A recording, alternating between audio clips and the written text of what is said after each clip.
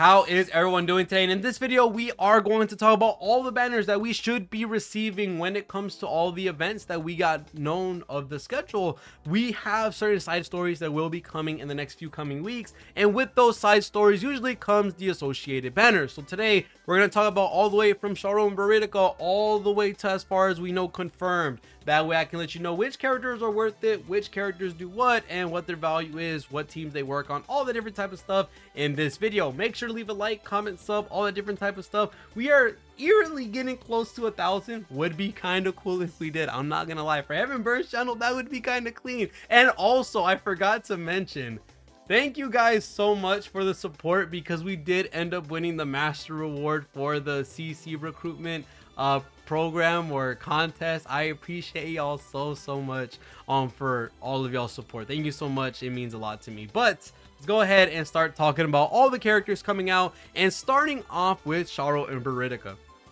Char and Veritica are definitely, of course, with us getting free singles, hoping that you end up pulling them from those, but they're not necessarily characters that you would spend all your gems for, spend all your quartz for. That way, you know, you have enough for whatever you want in the future.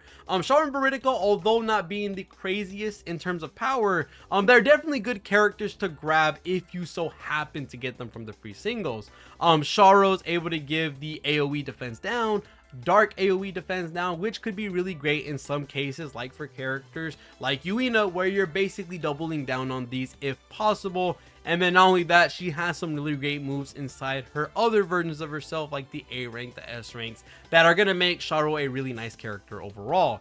This can work into her future versions, but of course that is for another day. And then talking about Veritica, there's really nothing wrong with her. It's just that there's so many sustains in the game, or healers and defenders, that kind of overshine her in a lot of different ways. Aoi is just a free negate of damage and a full-on taunt, while someone like Tama is able to res the DP off of all of your characters. And not only that, you also have Mua, who's also doing an overheal plus giving Mind's Eye to the reserve units. So there's just a lot of characters in the game that are just a little bit better than Veritica, but Veritica is still an overall really great character with what she's able to do. She's giving herself defense up for the front line, she's helping lower the enemy's attack, all that different type of stuff to help out survive a little bit longer. And by far, she is okay sustained, just not the best of the best, right? So that's the only reason why they're not as high in priority when it comes to pull value, but they are a pretty nice pull if you end up getting them from the free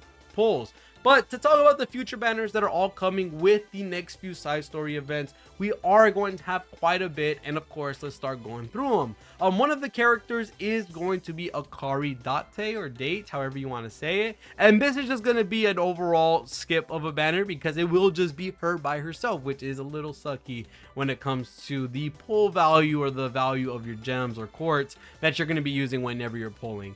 This character realistically has their EX skill, where they're giving themselves a hit count buff, which is really nice. Sadly, you can't buff this, or you can't stack this, which you would really want on characters to get the full amount of buffs, but sadly this is not the case. And then not only that, she gives herself defense down. No, it is not single target for the enemy.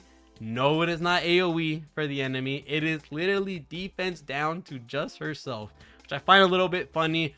This is definitely not a character you'd probably go for, just because you don't want to do that. You don't want to put yourself in a situation where you might kill yourself. And then not only that, you can't really stack up the buffs that she has, sadly. She does have a dark attack up, which is pretty cool. She can hit pretty hard potentially, but it's just not the best use of your quartz for the most part. But going on to the next banner that should be alongside it is going to be the Risa and the Miko banner. Now, realistically, this banner is specifically for those that have Kanzaki or any other ice DPS that they may have, or just potentially have an ice centered box. Looking at ice, realistically, you are going to be doing this just for Kanzaki, because she is the premier DPS. But of course, there are other characters that are ice related, like Maria if you want to play around with totems, or maybe even Waki when it comes to having a little bit more of an earlier version of an ice DPS.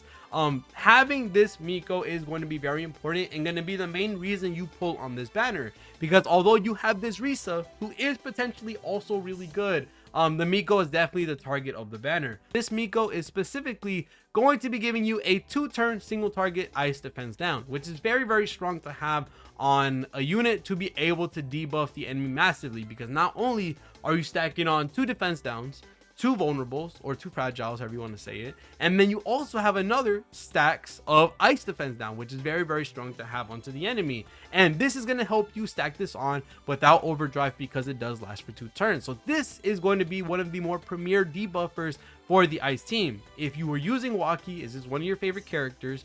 If you're using Kanzaki, if you're using Maria, if you're using any other ice character that may come out in the future that you like, this Miko might actually be very important for you to pull. And not only will this Miko be on the banner, but this really good Risa will be too. This Risa has the ability to revive DP for those that have it broken, and then give a massive amount of DP back, which is really nice. And then not only that, she's also has a overheal ability that she can give some extra DP to all of those that get healed by her ability. So this is a really good thing to have. When it comes to the value of your cords, not only are you going to be pulling for a premier ice debuffer, but you're also potentially going to get a really nice sustain with it as well, with this healer being able to revive, and not only that, overheal as well, which is very strong. Besides, of course, this banner, which is very catered towards those with Kanzaki, catered to those with Waki, or any other ice characters, going into the next set of banners is going to be something that everyone should probably look towards. Sadly, this banner does have a character like Meon, who is going to be a little bit lackluster as a healer. Although has a very strong overheal, you're realistically going to be pulling on this banner specifically for this Mia. The reason I say this is because this Mia is going to have 2-turn single target defense down and 2-turn single target fragile. This is going to be an overall very strong general debuffer for any team at this point. 2 turns of defense down and 2 turns of fragile lets you set up a massive amount of buffs with one character, and you're able to do so very quickly, especially if you have overdrive, to be able to supplement you these skill points that you're going to need for this Mia. Because yes, the 14 skill points is a hefty cost, but you are giving the enemy a fragile, a defense down, and both for 2 turns, allowing you to stack it up very quickly, which is a really nice thing to have. This character will get stronger as time goes by with the introduction of mastery skills, where she's able to reduce the skill points that it costs to be able to actually get these done. So this will get only stronger as time goes by. So this Mia is going to be a very great general debuffer for many teams because it's not element specific. This is a character that a lot of people might want to look at. The only problem, like I said, it does have this sustain that is a Meon. Sadly, nothing crazy from it happens besides the massive overheal that she can provide. Other than that, there's really not much else to this banner besides this really great overall general of a debuffer unit. It's not needed, but a very strong one for sure. And then going into the next banner, we are looking at Nina, and we're also looking at Isuzu. Now, Nina is going to be a pretty nice light attacker with being able to give herself crit damage for light. This is going to be in somewhat of the same fashion as the light Ruka that we have currently in game. She is going to be an AoE DPS, same thing like this Ruka here, but she gets the added bonus of having this self-light crit damage up, which is going to be pretty strong. Whenever the enemy is above, I'm assuming this is what it's saying, above 200% devastation or destruction, you will be able to get an extra 50% HP damage dealt modifier, which is going to be pretty strong, and majority of the time should be up in most content, especially with us heavily being incentivized to raise that devastation bar as high as possible before we nuke the enemy. So realistically, this character can be really nice.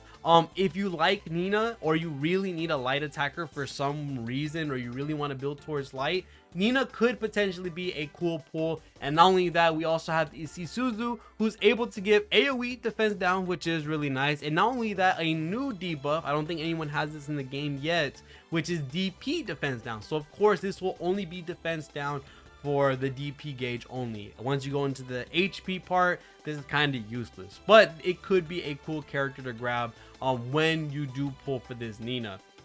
And you also have a way of inflicting confusion. Not really the craziest thing in the world, but just nice to know. So this Nina will technically just be a substitute or a direct side grade to this Ruka that we currently have in game. Now, if you're looking at all of these banners and you're wondering, what do I even summon on? There's so much to look at. Right now, I think everyone should technically have their eyes on Mia and Meon, just because it's a little bit more of a general debuffer that we could potentially get very soon, and she's able to do this massive 2-turn single target defense down and this massive 2-turn single target fragile, which can be really good for a lot of different teams. And not only that, you could potentially have this Meon, or not Meon, this Mia have the light field that this one provides by interjecting the skill onto it, so it could massively help light teams for sure. Besides this banner, when looking at every other banner, Nina and Isuzu aren't realistically the most important characters in the world. This is potentially a skip if you don't like either of these characters or you don't care so much for them.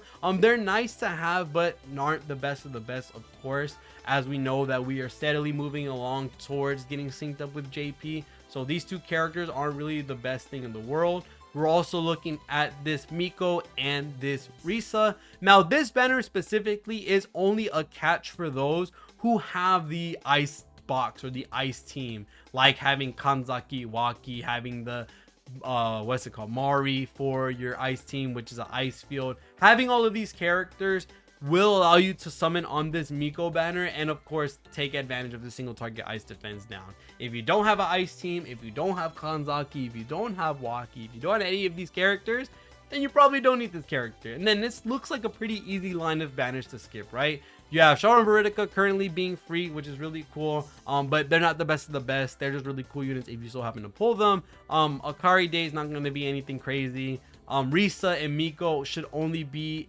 something that you look towards if you have an ice team.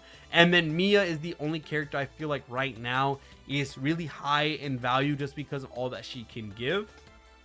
And then looking at Nina and Isuzu is not really the most craziest thing in the world. They're nice to have, not a need by any means. So realistically, this should be a relatively easy set of banners to skip if you don't want any of them for the most part. If you're feeling like you're fine with the content that you're doing, you're putting out enough damage to make some reasonable clears, then you probably won't need any of these guys, but you might want to look towards this Mia because she is going to be pretty strong as a general debuffer for any team if you want to start spreading more resources into any of your teams, especially with the Astrium, especially with Anachronies where you need more of a certain character. This could potentially help you out. So other than that, that should be it for all the characters that should potentially come out within the week periods that we have of the side stories. Of course, if there's any other news or any other characters I missed, make sure to leave it down in the comments so I can know, and I could maybe make a follow-up video, maybe talk about it in the comments, anything like that. But